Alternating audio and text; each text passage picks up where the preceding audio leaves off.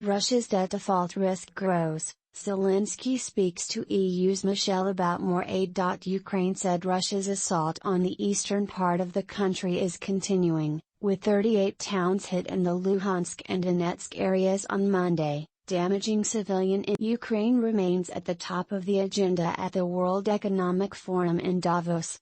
Ukrainian President Volodymyr Zelenskyy addressed leaders of the business and political world at the summit via video link. He said the world is at a turning point and must decide whether it would allow Russia's brute force to win. Russian politicians, business leaders and academics are absent from the event this year.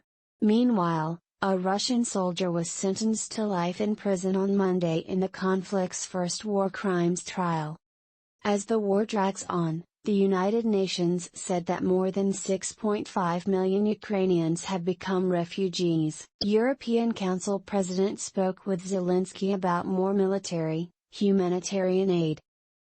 European Council President Charles Michel spoke with Ukrainian President Volodymyr Zelenskyy and reiterated the bloc's commitment to Ukraine's fight against Russia.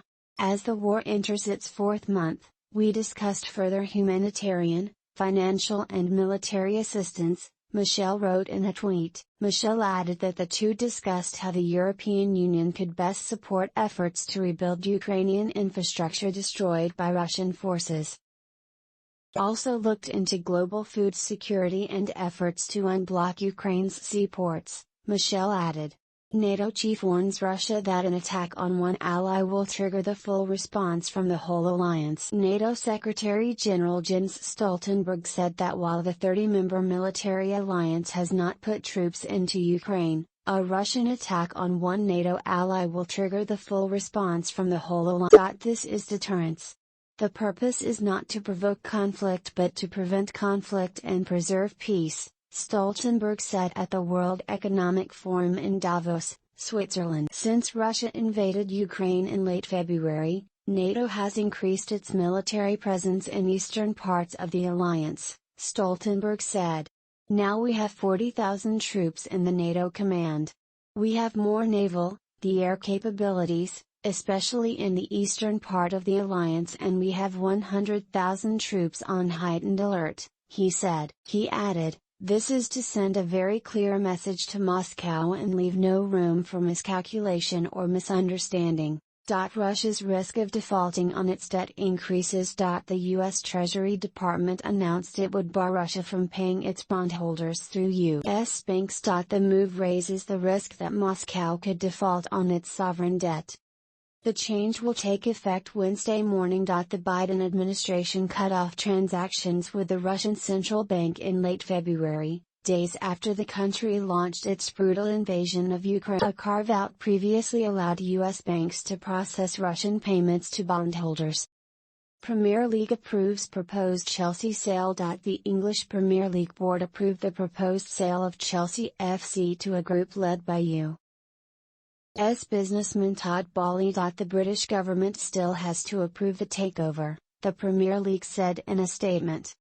Russian oligarch Roman Abramovich put Chelsea up for sale in early March following outrage over Moscow's invasion of Ukraine. Days later, the UK sanctioned Abramovich, meaning a sale of the elite football club was subject to government approval.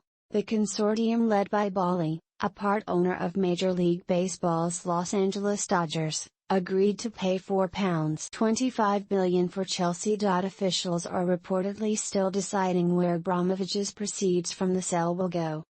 Russian parliament passes bill allowing Moscow to close Western news bureaus. Russia's parliament passed a bill giving prosecutors powers to shut foreign media bureaus in Moscow if a Western country has been unfriendly to Russian media, following the closure of some Russian state news outlets. The bill, passed in the first reading by the lower house of parliament, or Duma, also prohibits the distribution of articles or other materials from media that have been closed by the prosecutor's office. It needs to undergo 2 more readings, be reviewed by the upper house of parliament, and signed by President Vladimir Putin to become law. The journalists of a media organization deemed to be an offender under the bill would have their foreign ministry accreditation withdrawn, meaning they could not work in Russia. The new bill adds to the challenges facing foreign media after Russia in March adopted a law which penalized what it termed spreading fake news about its army.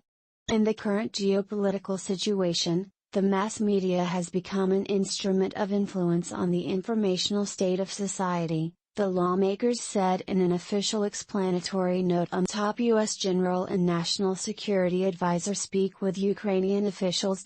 Ukraine's top military officer and a top aide of Ukrainian President Volodymyr Zelenskyy spoke with Chairman of the Joint Chiefs of Staff's Army General Mark Milley and Jake Sullivan, President Joe Biden's National Security Advisor. Andrei Yermak, the head of Zelenskyy's office, said the officials discussed the security situation in Ukraine and the course of the fighting. They discussed the unprovoked and ongoing Russian invasion of Ukraine and international support for the Ukrainian armed forces, Milley's spokesman, U.S. Army Colonel Dave Butler wrote in a summary of the call. Sullivan and General Milley reaffirmed the United States' steadfast support for Ukraine's sovereignty and territorial integrity. He added, destroyed Russian tanks on display for public and city squares. Destroyed Russian tanks and military equipment on display for public at Mikhailivska Square in Kyiv, Ukraine on the 90th day of conflict with Russia. Biden says Russia's war in Ukraine is a dark hour in our shared history. President Joe Biden said the world was in the midst of navigating a dark hour in our shared history. Biden's comments came while meeting with fellow leaders of Australia, Japan, and India, a security group known as the Quad. This is more than just a European issue. It's a global issue, Biden said, urging leaders to embrace a shared responsibility to counter Russia. The world has to deal with it and we are, Biden added. India, a significant customer of Russian weaponry, is the only Quad member that has not yet clearly condemned the Kremlin's war in Ukraine. Blinken and Ukrainian Foreign Minister Dmytro Kuleba discussed security assistance.